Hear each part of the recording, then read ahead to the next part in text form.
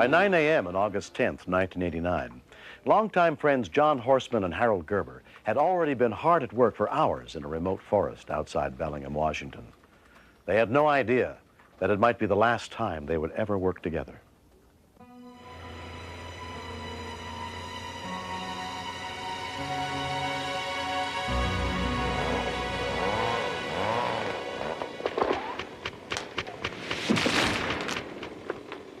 I like watching trees fall down. You watch them fall, and they hit the ground, and they kind of bounce around like a fish out of water. And as long as you keep your eyes and ears open and watch out what you're doing, it's really not all that dangerous. We started work about 6 o'clock, and we worked straight through. I was cutting on timber on my strip, which is where I cut trees down and buck them into log length. And Harold was working his strip, doing the same thing. And we worked for several hours that morning. He fell a tree, and then he jumped up on it, and he bucked it into log lengths. They'd already been working for 6 hours that day when Harold noticed a log up the hill from him that looked unstable. He looked back at it, and he realized that log there was nothing holding it there. It was on a steep side hill, you know, about probably 65% slope, and he looked at that log up there and thought, this doesn't look safe. Harold tested the stability of the 3,000-pound log. But when he found he could not move it, he returned to work on the slope below.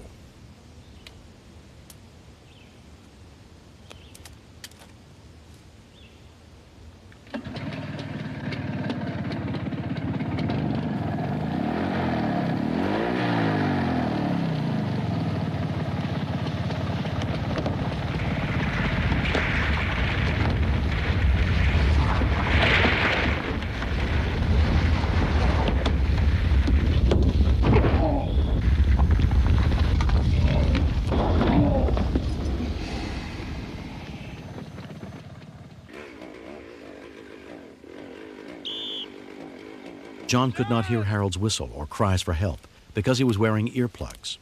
I was gassing my saw up, and as I gassed it up, I looked back down the hill, and I didn't see Harold or where he should be or anything else other than his saw and his hard hat. So I pulled my earplugs out at that time to listen down, and as I pulled my earplug out, I could hear him say, "John, get me out of here." Okay, Harold, just hang on, I'll be right there. I was real scared for him, and so I dropped everything at that point. I was afraid when I first seen him, and Harold says, "My hips broke," and he says, "I'm crushed inside, John. I can feel it." John had enough training in emergency first aid to realize the seriousness of his friend's injuries.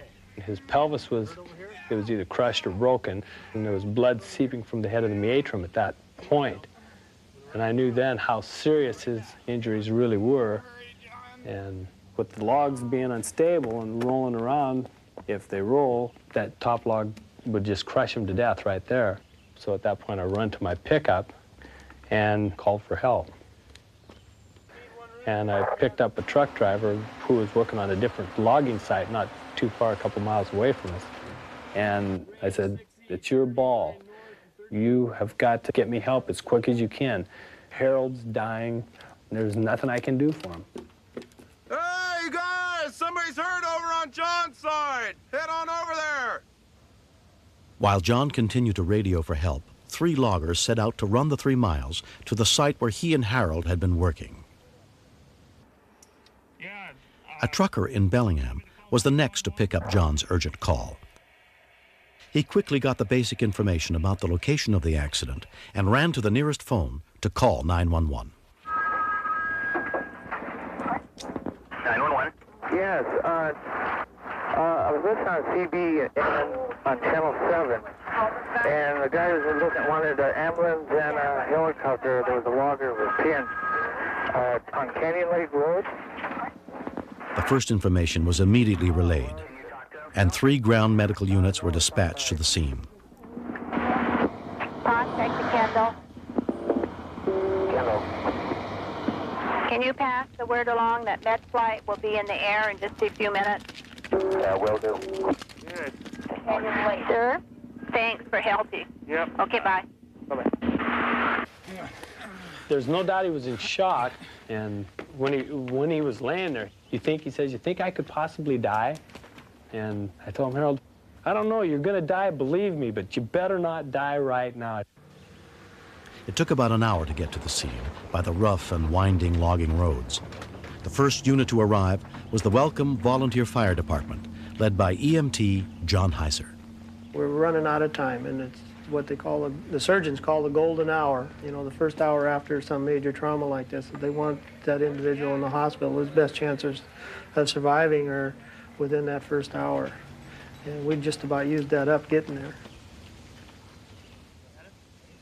Worried that the log might roll back onto Harold again and kill him, the loggers decided to risk moving him.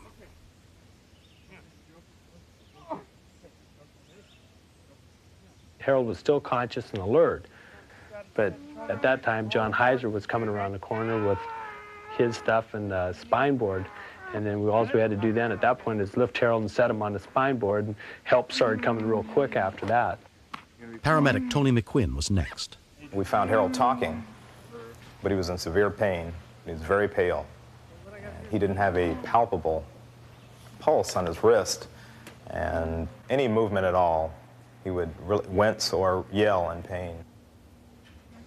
He had lost a lot of blood because of his injuries, so he placed what's called mass pants on him and inflated those to stabilize his pelvis. He needed a surgeon immediately. By road, it could take an hour and a half to get Harold to the hospital. By helicopter, it would take only 8 minutes, and every minute counted. At that point, I was demoralized. I just, like losing your best friend, basically, and that's what it was. That's how I felt at that point. It was more than I could handle at the time, and try to keep myself calm. And then when they finally put him in the helicopter, at that point, there was a real loss. Something was being taken away from me, and I didn't know if Harold was still going to be alive when I got to the hospital to see him. Harold was flown to St. Joseph Hospital South Campus in Bellingham. Dr. Marvin Wayne headed the emergency team. Whenever we hear of pelvic injuries, a patient can literally bleed to death because of bleeding in that area of the body. So with the extent of the injuries that he had, with the crushed pelvis, with the torn urethra, with the collapsed lung, had he not been extricated and stabilized in a timely manner, Mr. Gerber very well might not would have been with us here today. I feel fortunate. I feel lucky to be here. But apparently, the way I look at it is apparently it wasn't my time. After a month and a half of bed rest, Harold's fractured pelvis has repaired itself. Life with his 3 children and his wife Janet is almost back to normal. He's a very good-hearted person. It's one of the reasons why I married him. He's always comes in the door happy. You can be madder than hell at him, and he'll come in the door happy, and it'll wreck it. Though Harold's recovery has been remarkable, he may never be strong enough to return to timber cutting. What's the next step? Get healed up and continue to march on with life. I would do anything for Harold. And whether or not Harold ever comes back to work in the woods again, old Harold and I will still be going fishing, and we'll still be going hunting because we don't work on the weekends.